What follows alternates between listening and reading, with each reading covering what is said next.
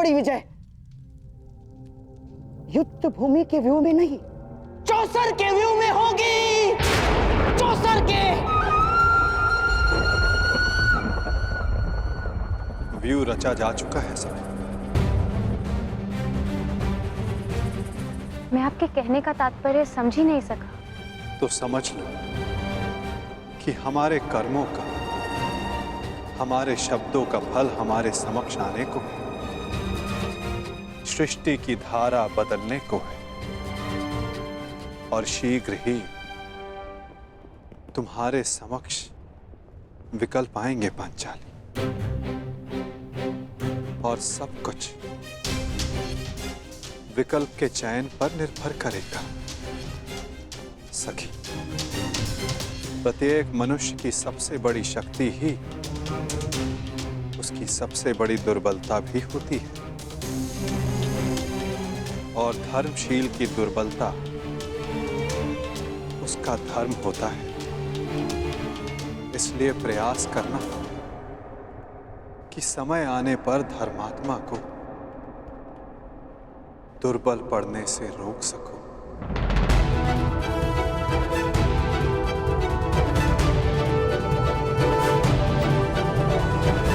शकुनी और पुत्र दुर्योधन ने जिस प्रकार इंद्रप्रस्थ का वर्णन किया है, छाती फूल जाती है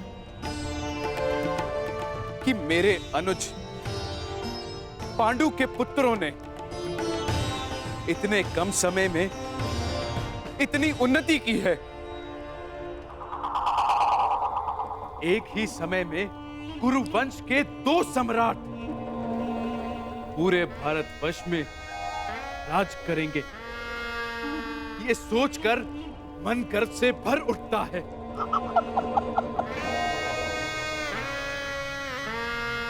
बस एक ही खेद है कि मैं, गांधारी और ताचरी समेत अन्य सभी लोग इस राजसू यज्ञ में सम्मिलित ना हो पाए।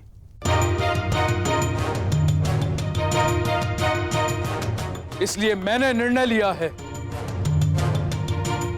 कि सभी पांडु पुत्रों को हस्तिनापुर में बुलाकर उनका सम्मान किया जाए।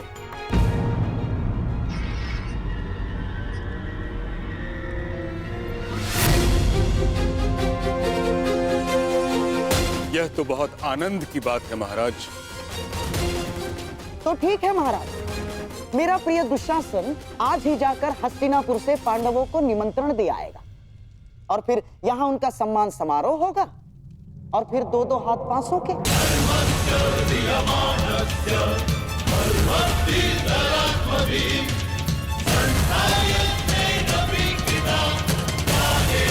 परंतु गांधार नरेश, सम्मान समारोह में युद्ध क्रीड़ा का क्या काम?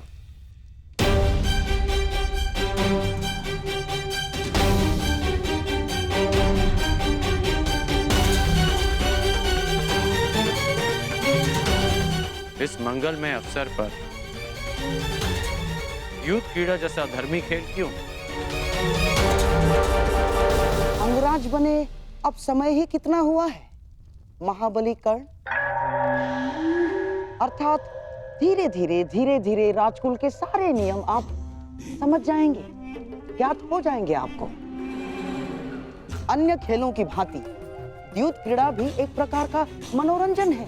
नहीं है। मेरी दृष्टि में युद्ध क्रीड़ा एक व्यसन है जो मनुष्य की मति हर लेता है। अंगराज, ये राजसभा का नियम भी है और नैतिक बंधन भी कि जब बड़े विचार विमर्श कर रहे हों तो छोटों को बीच में नहीं बोलना चाहिए। महाराज ठीक कहते हैं। और मेरे विषय में आपका क्या कहना है गांधार नरेश? मैं इस सभा में सबसे अधिक ज्येष्ठ हूं। मेरा मानना भी वही है जो अंगराज का।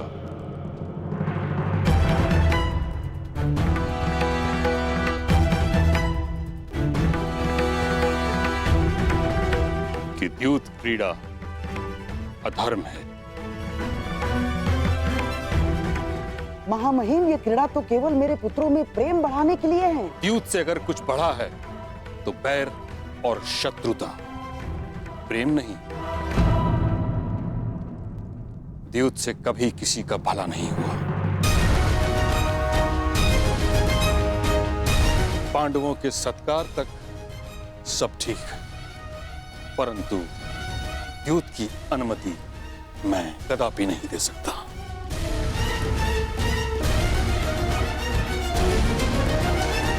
परंतु महामहिम, अतिथि का स्वागत और मनोरंजन उनकी रुचि के अनुसार ही तो होना चाहिए ना।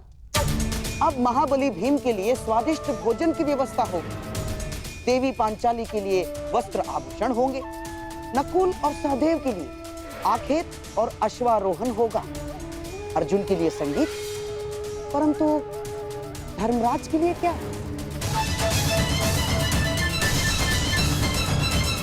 जिस सम्राट के सम्मान के लिए समारोह कर रहे हैं, उनकी तो केवल एक ही रुचि है, द्यूत, चौसर महाराज।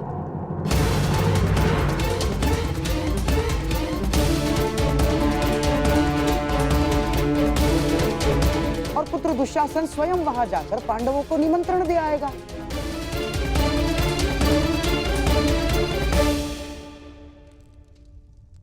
पांडव और कौरव साथ में खेलेंगे तो आपस का बैर भी समाप्त हो जाएगा। इसमें बुराई क्या है महामहिम?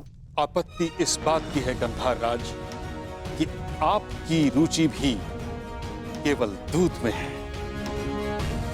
बीते कल में हस्तिनापुर ये अनुभव कर चुका है कि जिस विषय में आपकी रुचि रही, उस विषय का परिणाम शुभ नहीं रहा।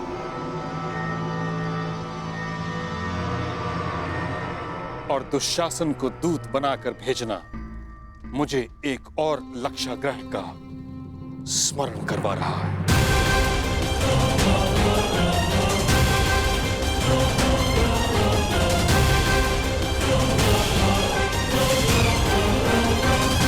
परंतु पितामह, इसमें समस्या क्या है?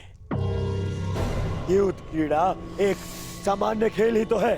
परंतु मेरा इतना विरोध होने के पश्चात भी द्यूत क्रीड़ा का इतना समर्थन असामान्य है दुर्योधन। बुराई ये है कि शास्त्रों में दूत को अधर्म कहा गया है।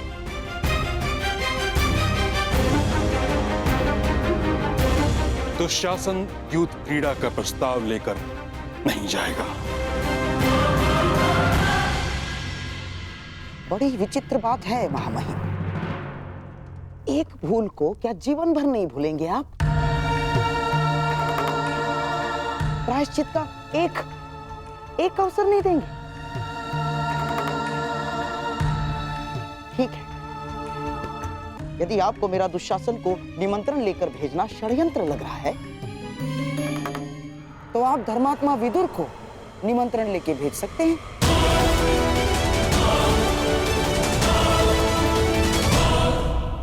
धर्मात्मा विदुर नीति अनुसार अपना कार्य करे और धर्मराज युधिष्ठिर नीति पूर्वक ही चाहे तो प्रस्ताव को स्वीकार कर ले।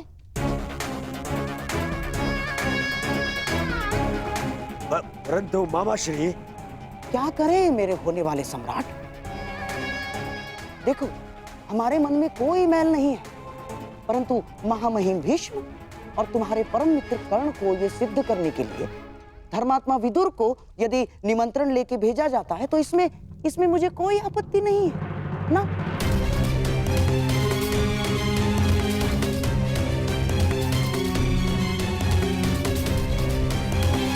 तो मेरा आदेश है कि महात्मा विदुर स्वयं जाकर पांडु पुत्रों और कुलवधू द्रौपदी को हस्तिनापुर आने का निमंत्रण दे।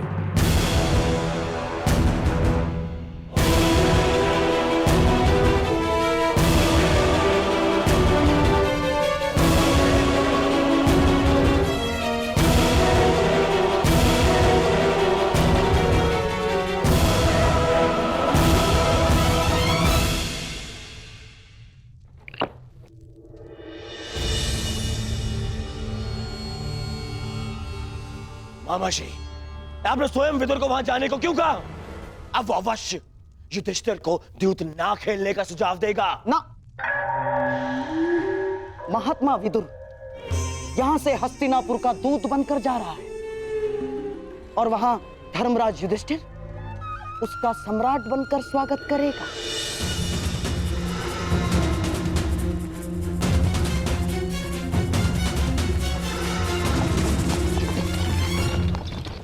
विदुर और धर्मराज दोनों की एक ही समस्या है दुर्योधन। दोनों महाधर्मशाली हैं और उनका धर्म उनकी सबसे बड़ी दुर्बलता है और वही हमारे लिए शक्ति बनेगी। जाओ दुर्योधन, तुम पांडवों के स्वागत की तैयारी करो, क्योंकि विदुर इंद्रप्रस्थ के लिए प्रस्थान कर चुका है।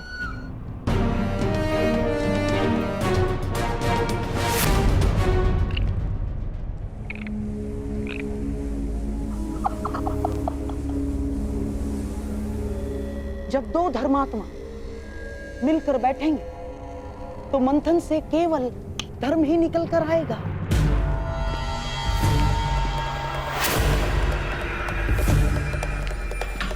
और सम्राट का धर्म उसे चौसर पर बिठाकर ही रहेगा।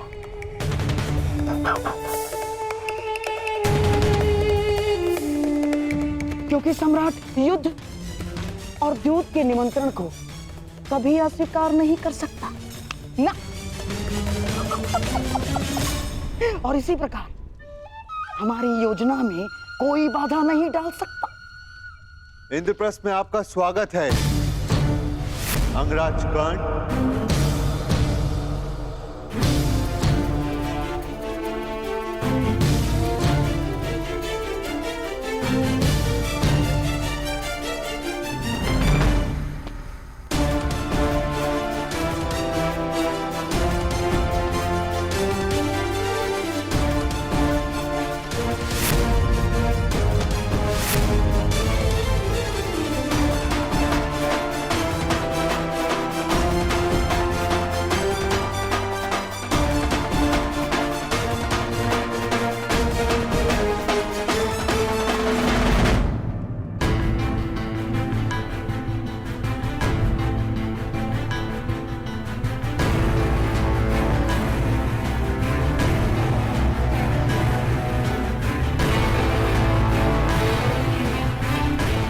अंगराज, आपके यहां पधारने का उद्देश्य क्या है? मैं आपको सावधान करने आया हूं धर्मराज। शीघ्र ही हस्तिनापुर आपका आवाहन करने वाला है।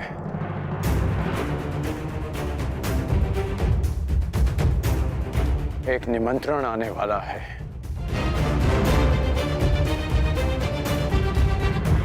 देखा भ्राताश्री, हमारी उन्नति ना देखी गई उस दुर्योधन से। आपको सम्राट बनते हुए ना देख सका वो दुष्ट। इसमें संदेह कैसा है? जिस भांति दुर्योधन यहां से क्रोधित होकर गया था, निस्संदेह उसने युद्ध का आह्वान किया होगा। यदि युद्ध का आह्वान करना होता तो मैं यहां सभा में प्रस्तुत नहीं होता। अभी तो युद्ध भूमि में तुम्हारी प्रतीक्षा करता है। अर्जुन, कर्ण महोदय को अपनी बात पूरी करने दो। अंगराज, किस निमंत्रण की बात कर रहे हैं आप? द्यूत निमंत्रण की। शीघ्र ही आपको द्यूत का बुलावा आएगा।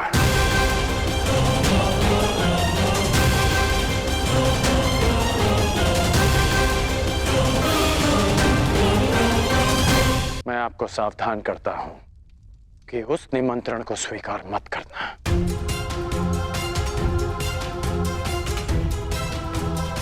क्योंकि मुझे संदेह है कि गांधार राज ये निमंत्रण आपके सम्मान के लिए नहीं, उस अपमान के प्रतिकार के लिए भेज रहे हैं। संदेह तो मुझे तुम पर हो रहा है। तुम तो हमें पराजित करना चाहते थे, फिर क्यों हमें चेतावनी देने आए हो? क्योंकि तुम्हारा शत्रु होने के साथ साथ मैं एक योद्धा भी हूं, जो तुम्हें युद्ध भूमि में पराजित करना चाहता है, द्यूत में नहीं।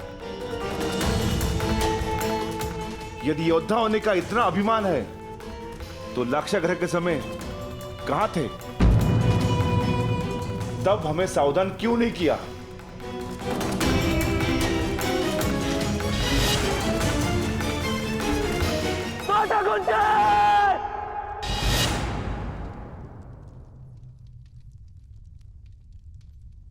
उस समय कुछ नहीं कर पाया,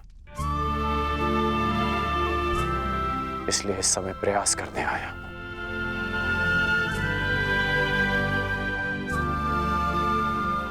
मेरा निवेदन मानिए, इस निमंत्रण को स्वीकार मत कीजिए। परंतु अंगराज, धर्म ये कहता है कि सम्राट युद्ध और द्यूत के निमंत्रण को अस्वीकार नहीं कर सकते।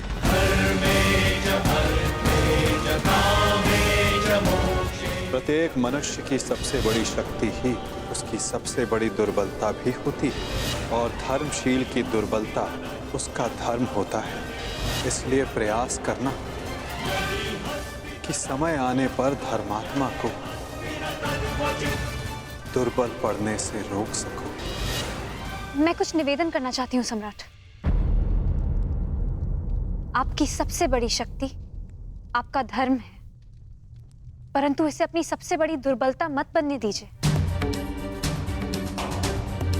अंगराज ने ठीक कहा,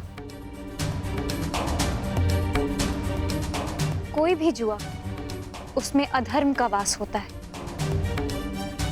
आप मत जाइए। ठहरो पांचाली।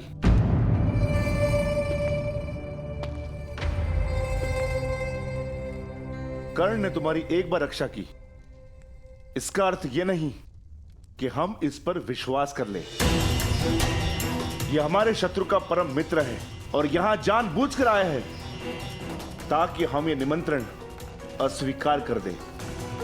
और पितामह हमें अहंकारी समझ ले। यह हमें पितामह की दृष्टि में गिराना चाहता है। राजनीति का एक खेल तुम नहीं समझोगी पांचाली। किस पर विश्वास करना है, किस पर नहीं, क्या चयन करना है, क्या नहीं, तुम्हें समझने में अभी बहुत समय लगेगा पांचाली। चयन कैसे करना है ये मैं भली भांति जानती हूँ महाबली। यदि मैंने कोई और विकल्प चुना होता तो आर्य अर्जुन के अतिरिक्त आप सभी इस समय सन्यासी होते।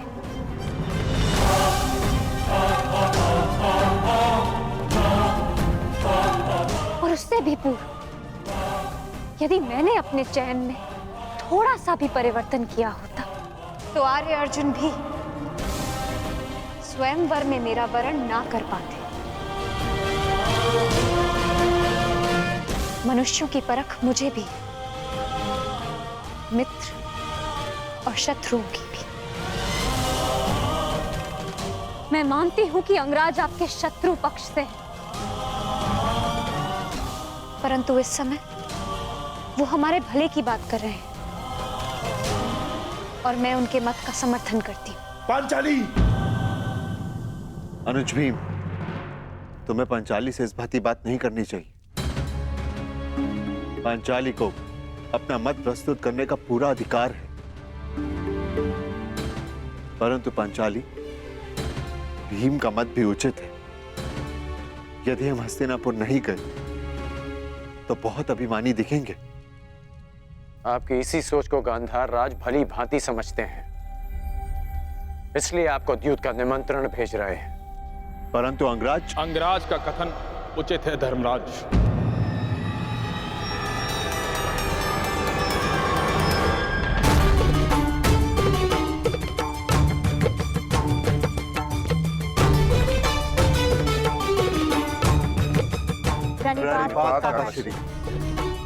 आयुष्मान भव।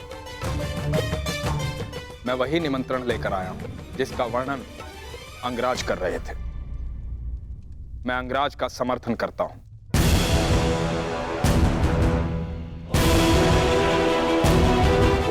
मुझे भी इसमें षड्यंत्र दिखाई देता है। जो लाक्षागृह में तुम सबको भाभी कुंती समेत भस्म करना चाह सकता है, वो कुछ भी कर सकता है। हमें उनसे भय नहीं है काका श्री। उनके उत्तर के लिए हम पांचों भाई प्रस्तुत हैं।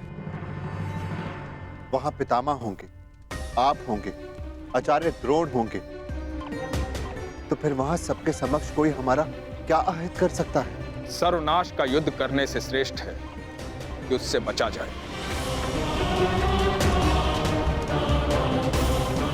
कीचड़ में गिरने से कदाचित बाहर आ जाए और वस्त्र मैले हो ही जाते, उससे बचना ही श्रेष्ठ है। सर्वश्रेष्ठ युद्ध वो होता है पुत्र जो युद्ध ना हो। और धर्म क्या कहता है काका श्री?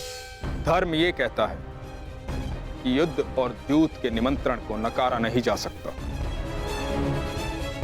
लेकिन निर्णय आपका है, क्योंकि द्यूत भी धर्म नहीं है।